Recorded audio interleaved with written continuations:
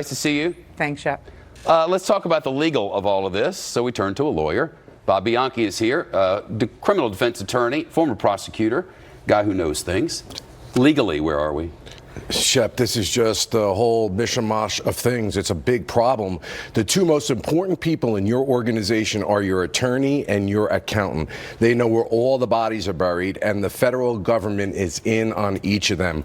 They've got Cohen out on an island all by himself, and eventually they're going to get to him once they speak to the accountant, in my opinion. And this investigation isn't from the Southern District, isn't just about President Trump. It's also about other people who may have conspired, who have done financial crimes as well, bank fraud, campaign finance fraud. So the idea that there's a bright line, maybe with respect to Mueller's investigation, but not the Southern District's investigation. And last point, Shep, if they try to interfere with that in any way, expect another obstruction investigation to open up. Are we largely here talking, in a word, are we largely here talking about campaign finance laws? I think we're talking about campaign finance law, wire fraud, as well as bank fraud and obstruction charges. How could something like that end? If, you know, I figure everybody, whether you're all about this president or concerned about this president or something else, there's some degree of curiosity about how this might end. You know, if any of these things are true, then what? I don't want to speculate about whether they are or not. I wanted to talk about the legality of it all. And if you've done A, B, and C, then what happens? It depends on whether you're talking about the Mueller investigation. Well, you talked about wire fraud and bank fraud. Right. Well, what happens is they're going to bring people in and they're going to give them a proffer session. They're going to show them what it is that they have. They're going to ask whether they want to cooperate.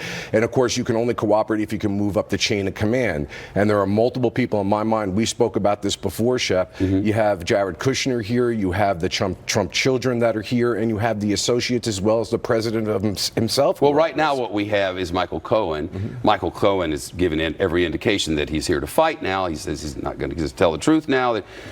But the release of this tape, did that make him, as I've seen discussed so often, a less perfect witness, or even disqualify him as a witness? Or how do you see this revelation? It tells me two things. One, he is not on Team USA right now, and they're not really even in basic negotiations because... What does that mean? Well, what it means is he hasn't spoken to the feds, and the feds haven't really spoken to the attorney, because they would never, under any circumstance, and Michael Cohen being a lawyer would know this, go out publicly if they were cooperating or intending on cooperating. So why this was done, I don't know, because I don't think it made anybody... Well, if you hire Lanny Davis, you hire Lanny Davis because you want to have somebody out there fighting for you on television, kind of like the president hired Rudy Giuliani. If he hired him, whatever, he's his lawyer, he says. So you don't hire Lanny Davis to do quiet negotiating behind the scenes. Lanny Davis is a TV guy. I think, honestly, Shep, it just came down to this, because I've thought about this over and over again in my mind.